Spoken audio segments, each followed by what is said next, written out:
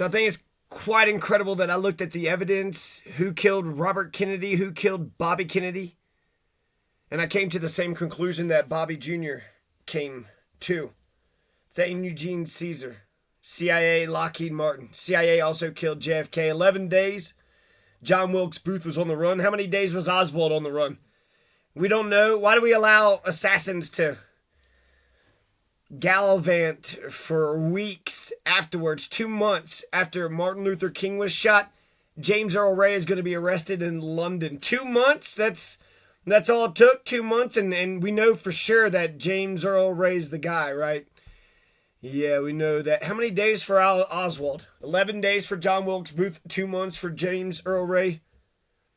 I remember in Oswald. No, don't let it be like Oswald.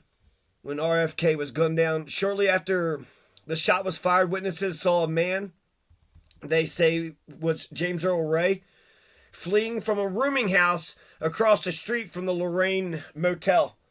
James Earl Ray had rented a room in the boarding house, and then he fired the gun, they said, through the bathroom window. Cops found a package that was dumped close to the site that had a rifle and binoculars in it and some other IDing things, both with James Earl Ray's fingerprints on them. So he's renting a room in the boarding house. He fires some shots through the window, and as he's running with his package of binoculars and rifle and the rest, he drops it right there at the scene, which is great for the investigators. It's all the evidence is just bundled right there in a nice, neat little package. James Earl Ray had purchased the rifle under an alias 6 days earlier. James Earl Ray is such a notorious character. James Earl Ray was a gun runner through Canada to Mexico to Alabama to who knows where else. Arizona, Washington. Martin Luther King got assassinated, and the sanitation strike was successful. So the very last thing that Martin Luther King showed that he cared about was the trash men, the men who picked up our garbage. And James Earl Ray was definitely a notorious character. He talked about delivering packages, changing IDs. Oh, I just went and got the fake ID. And then he broke out of prison breezily, like a year or two before he is said to have killed Martin Luther King. Now, there's this big trial. And then they're going to have some of the family of Martin Luther King is going to meet up with James Earl Ray. And they publicly supported getting him a brand new trial. They also said that they believed him, that he didn't do it. I don't believe him at all. I think he's a lying piece of shit. But it's interesting, his tales are wild and crazy. They're kind of all over the place. Fucking mosquitoes are all over the place. These motherfucking blood-sucking predators. I wonder if that's the culture of the San Luis Valley. It's good practice, right? Just go out there into a mosquito field. Bunch of fucking blood-sucking predator motherfuckers. And they're only... I can't stand mosquitoes, man. Fucking mosquitoes. What am I trying to say here? Fighting mosquitoes is a good practice to honing your fighting skills. He broke out of prison breezily. What? James Earl Ray? He don't seem like a smart fucking guy. He seems like a dumb douchebag. Why is he in London? How did he get to Canada? How the fuck is he running all these guns without anybody knowing he's going to fucking Mexico and back to America? He's a wanted man, and he's running guns while he's a wanted man. The amount of mobility that James Earl Ray showed was incredible. White America lost big time by killing Martin Luther King. If in fact it was kind of like killing Abraham Lincoln. You know, the biggest friend of the Confederate was Abraham Lincoln. He thought that the Confederate was brothers. No, that's our brothers. Now we're going to welcome our brother back into the family. He was the Confederate's best fucking friend.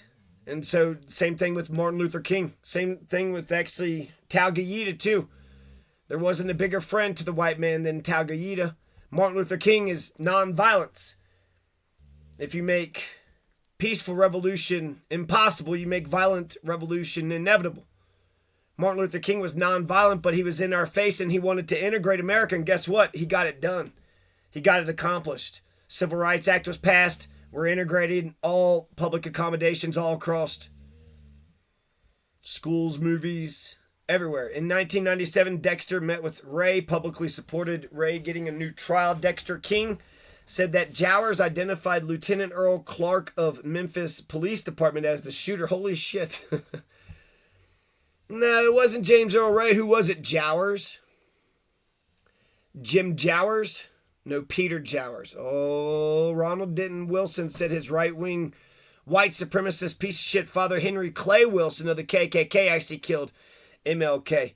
He bragged about it, so that's, Henry Clay Wilson. Take a look at that motherfucker, Ronald Denton Wilson. Ray died in prison on April 23rd, 1998 at the age of 70. So he stayed in prison for life. You kill Martin Luther King, you stay in prison for life. He's a part of some bigger fucking thing that's going on. He talked about Raul, and I just feel like most of what he says is, is a bunch of bullshit. It's bullshit because he killed Martin Luther King and then he's trying to get out of the damn thing. But if he would have just, fessed up to the thing and then just kind of made all the connections. Because James Earl Ray, we don't believe you did it by yourself, and he had learned that there is money.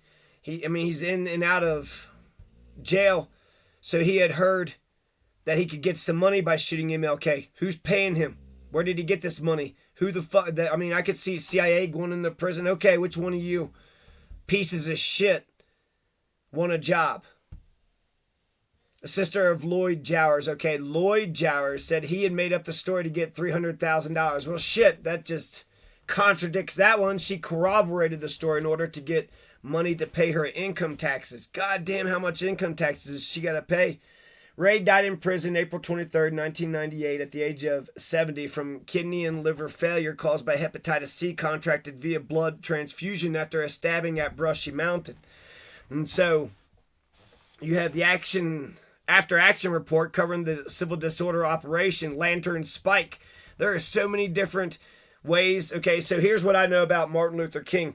You got, the Reverend Jesse Jackson right there. Martin Luther King, he gets fucking shot the fuck up. The bullet that they hit him with, it's only one hit, which is incredible. They got Lincoln with one fucking bullet too.